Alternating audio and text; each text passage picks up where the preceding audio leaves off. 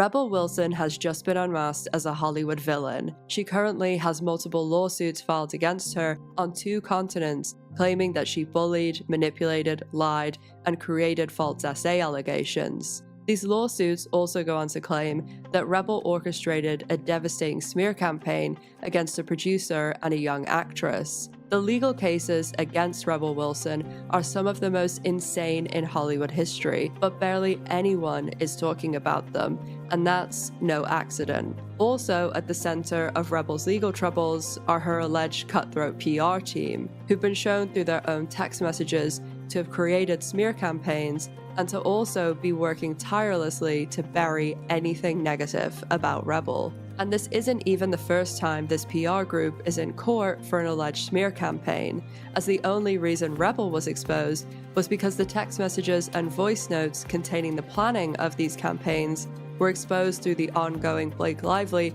and Justin Baldoni lawsuit. But the text messages and voice notes aren't the only unbelievable revelations that have come out about Rebel Wilson, and the other evidence also appears to be both damning, overwhelming, and paints a picture of a Hollywood villain who will stop at nothing to get what she wants. In Hollywood, truth is never simple, because the moment someone speaks up, the story stops being about what happened and starts becoming about who controls the narrative. Right now, one name is everywhere online: Rebel Wilson. And the internet is divided. Some people are calling her brave, others are calling her calculated, and some are even saying she's becoming Hollywood's newest villain. And that's where things get even crazier, because her name is now being compared to another controversial figure, Jonah Hill. Not because they are the same, but because the public perception pattern feels similar. So the question is simple. Is this a real exposure of Hollywood power dynamics, or just another case of viral storytelling turning into something bigger than the facts? Let's break it down. Every Hollywood controversy starts with an image, and Rebel Wilson built a very specific one: a comedian, an actress, someone who used humor to rise in Hollywood. But over time, her public narrative shifted. She began speaking more openly about behind-the-scenes experiences in the industry. She talked about discomfort. She talked about power imbalance. She talked about situations that made her step back and reflect. And that's where the internet did what it always does. It took fragments of statements and turned them into a full storyline. Now, to be clear, there is no universally confirmed case file or official accusation structure behind her claims. But in the online space, that doesn't matter anymore, because perception moves faster than verification. And once someone gets labeled as a truth teller, everything they say gets amplified. Everything they don't say gets filled in by the audience.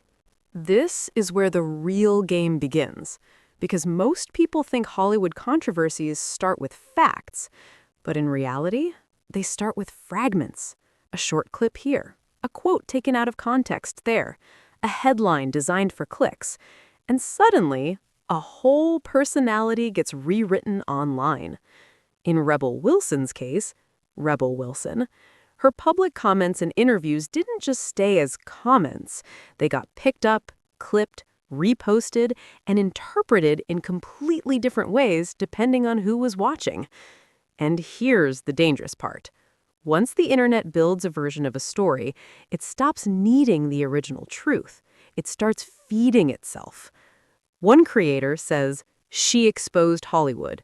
Another says, "She's exaggerating." A third says, "There's more behind the scenes." And just like that, you don't have one story anymore. You have 3 competing realities. And the audience? They don't know which one is real, so they pick the one that feels the most entertaining. That's the key word here. Entertaining. Because in 2026 Hollywood commentary, truth doesn't always win. Engagement does. And that's exactly how a normal celebrity interview slowly transforms into a full-blown internet debate. Now, things escalate. Because once a narrative gets big enough, the internet does something predictable. It searches for a bigger shadow behind it. That's when names from massive global controversies start getting pulled into unrelated discussions. One of the most commonly referenced figures in these types of conversations is Jeffrey Epstein. Not because every story is directly connected, but because his name has become a symbol online. A symbol of secrecy, elite power networks, and unanswered questions. And once a name becomes a symbol, it stops being just a person. It becomes a shortcut for suspicion.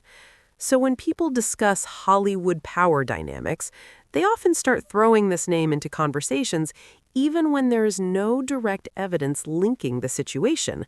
And that's where confusion starts building, because now the audience is no longer separating verified legal facts, online speculation, and emotional assumptions.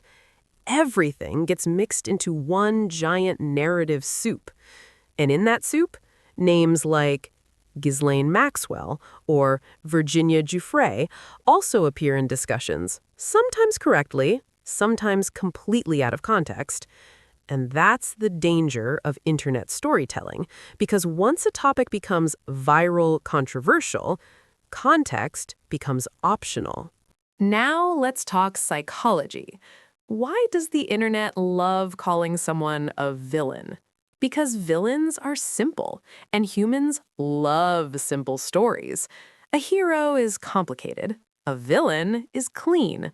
A narrative is easier when you can label someone. So when a celebrity becomes involved in multiple conversations, emotional interviews, media debates, or public interpretation wars, the internet starts doing something automatic. It assigns a character role. And that's where comparisons start forming. Jonah Hill gets pulled into the conversation not because the situations are identical, but because the public reaction pattern feels familiar.